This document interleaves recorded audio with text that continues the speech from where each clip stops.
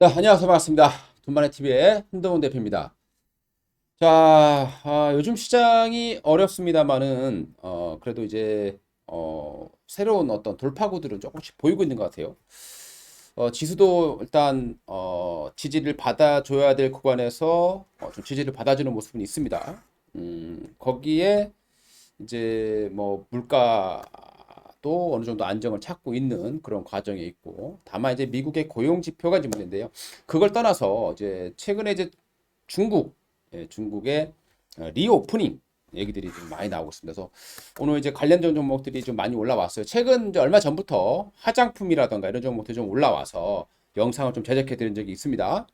자, 그리고 이제 앞으로 더 이어질 수 있느냐를 판단을 좀 하셔야 되는데요. 여러분들 좀 참고될 수 있는 좌표를 좀 보여드리도록 하겠습니다. 그래서 중국의 보복 소비가 나올 수 있느냐? 지금 이제 중국이 이제 해외여행 입국자들에 대해서 격리를 지금 없앴어요. 그러니까 PCR 검사를 하고 2일 전에 음성이면 격리 없이 이제 중국을 갈 수 있게 되는 상황이 되는 거고, 해외에서 중국 사람들이 왔다 갈 때도 마찬가지가 될 것 같아요. 그러면 이제 중국 관광객들이 이제 다시 이제 올 수 있는 그런 배경들이 만들어지고 있습니다. 그러면 이제 중요한 것은 지금 중국 경제 상황이 굉장히 안 좋습니다.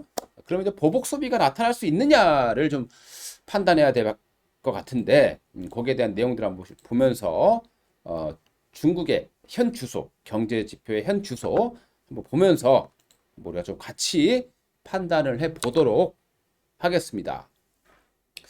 자, 이제 여러 가지 지표를 좀 봐야겠습니다. 일단 중국의 GDP 성장률이에요. 전분기에 마이너스 2.7%. 그러니까 이때가 중국의 그런 이제 봉쇄가 정말 고조됐을 때 그런 지표입니다. 그러다 보니까 역성장을 했었고, 근데 이제 3분기 같은 경우에는 이제 3.9 정도로 발표가 됐습니다. 뭐 예상치보다 낮긴 했지만 그래도 좀 회복되는 모습들을 좀 보여주고 있다. 근데 여기에서 이제 4, 4분기부터 이제 중국의 리오프닝이 본격화된다라고 보시면 될 것 같습니다.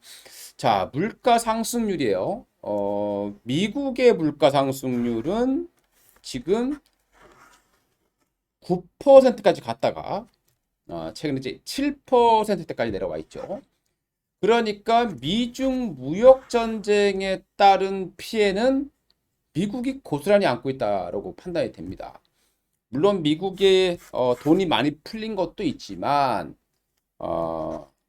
이 무역 전쟁으로 인해서 세계 교역량이 줄어들었죠. 그러니까 그동안에 이제 중국이 세계 공장 역할에 왔었는데 그게 이제 막히다 보니까 미국은 물가 상승률이 많이 나타났고 중국은 물가 상승률이 높지는 않습니다. 2.8 찍었다가 최근에 1.6까지 내려와 있어요.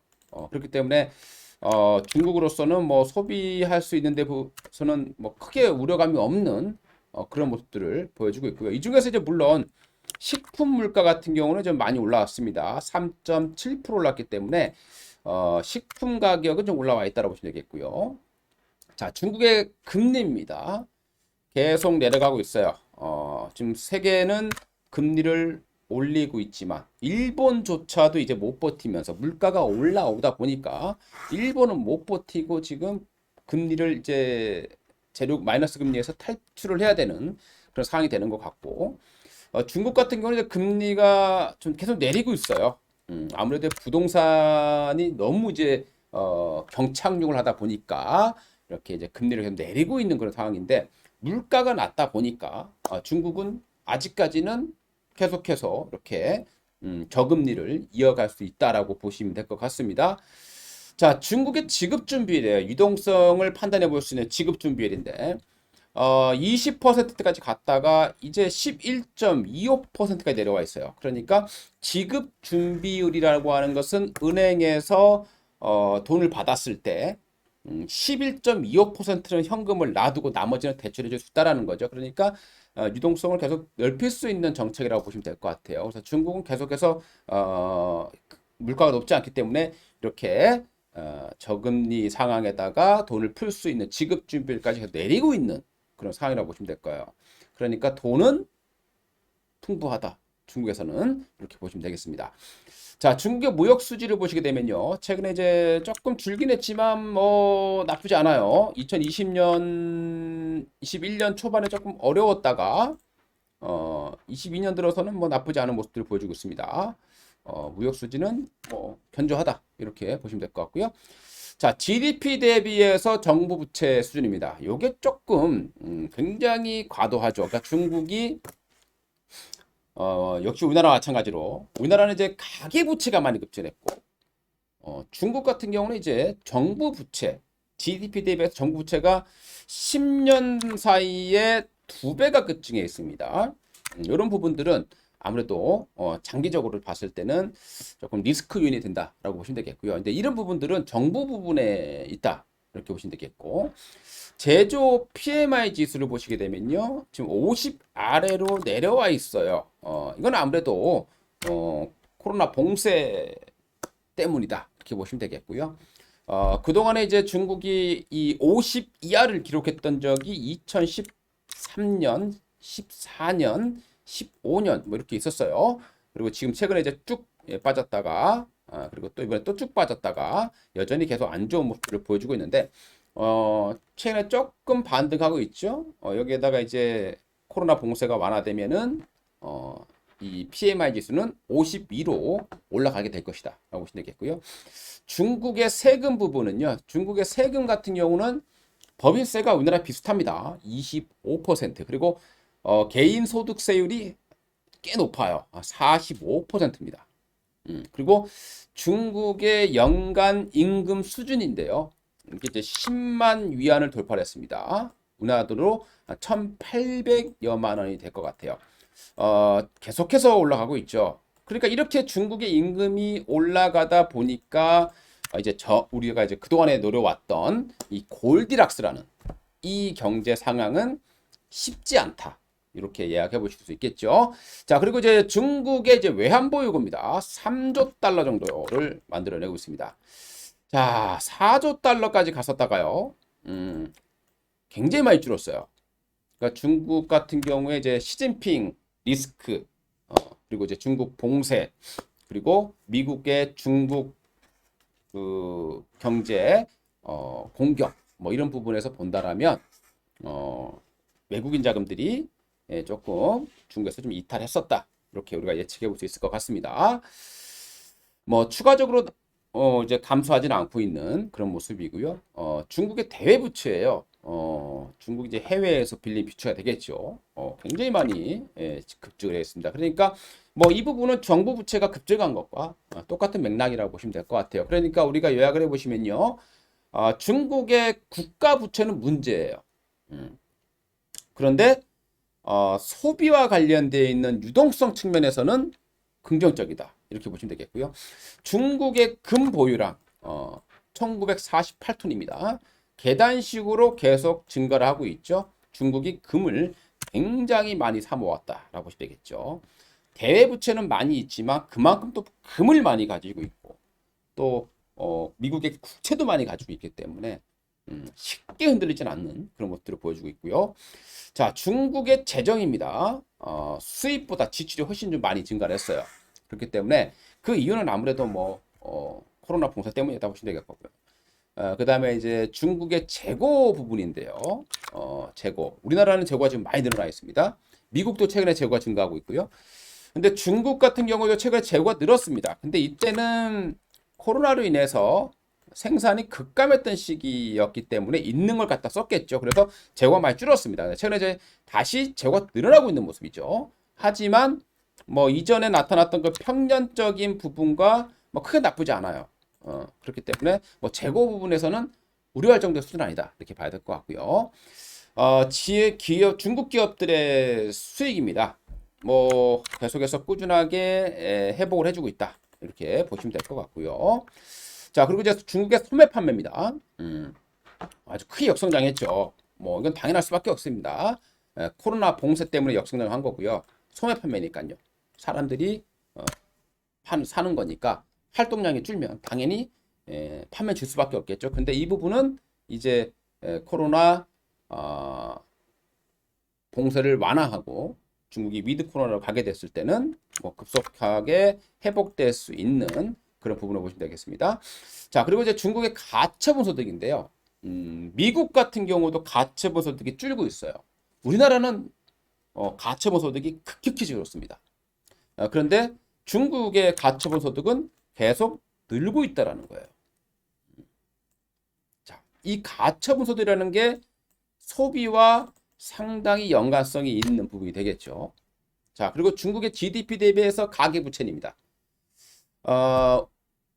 최근 2년 동안 전 세계에서 가계부채가 다급증했어요. 특히 우리나라는 이 가계부채가 가장 큰 문제잖아요. 폭증을 했죠. 근데 중국의 가계부채는 2년 동안 그 코로나 다른 나라가 폭증하는 이 시기에 중국의 가계부채는 별로 오른 게 없습니다. 왜 그러느냐? 중국의 부동산 가격이 하락했기 때문이죠. 중국의 주택가격 지수가 추락해 있습니다. 굉장히 많이 빠졌죠. 그 2년 동안. 그러면 대출이 줄을 수밖에 없는 겁니다. 좀 부럽죠. 우리나라는 주택가격이 이 시기에 올라가게 되면서 정말 이 영끌족들이 큰 피해를 보는 그런 상황이 됐고 그것이 가계부채가 내간이 되는 그런 상황이 됐습니다만은 중국은 일단 이런 부분에 대해서는 나쁘지 않은 모습이에요. 자, 그럼 우리가 결론적으로 한번 봅시다.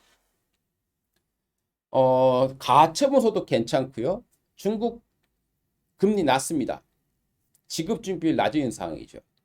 그리고 그동안의 소매 판매로 인해서 코로나 봉쇄로 인해서 소매 판매가 줄어든 상황이에요. 돈은 있다는 소리입니다. 자, 그러면 중국이 이제 이 봉쇄를 풀게 됐을 때 보복 소비는 충분히 나올 수 있다. 이렇게 우리가 판단해 볼 수 있겠죠. 자, 그러면 중국 소비와 관련되어 있는 종목들의 주가 회복 또는 실적 회복 가능성을 우리가 예측해 볼 수 있지 않느냐라고 말씀드리고 싶습니다. 자, 그러면 이제 관련 종목들 뭐 간단하게 요약을 해보면 대표주들로서 우리가 이제 화장품에서 대장주 하면 한국 화장품이 지금 하고 있어요.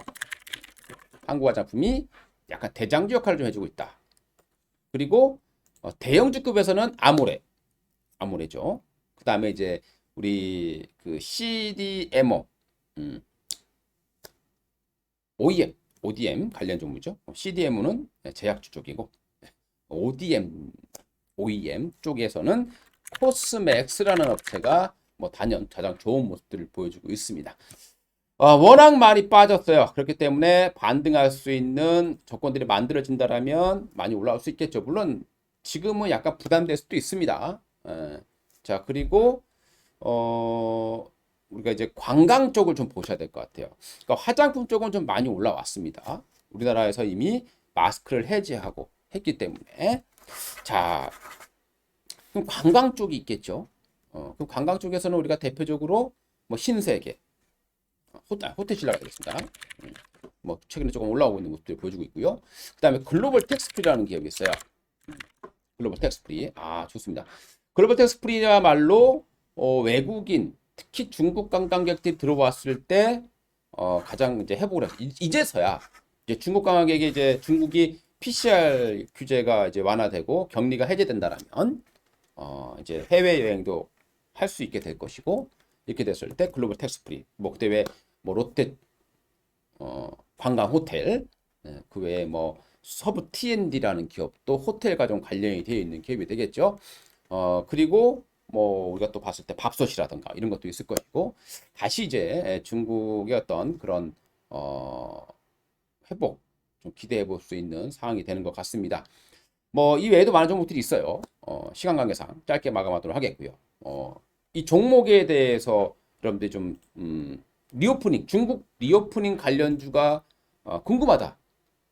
지금 너무 빨라서 못 봤다라고 하시는 분들은요. 이 영상 끝나고 제목 밑에 더보기라고 있을 거예요. 그거 누르시면 밑에 그 링크가 걸려 있습니다. 바로 보실 수 있게 제가 링크를 걸어 놨으니까요. 무료입니다. 뭐 문서로 이렇게 보고 싶으신 분들은 거기서 확인해 주시면 되겠습니다. 이상 돈마네 TV의 한동훈 대표였습니다. 여러분들 파이팅 하시기 바라겠습니다. 감사합니다.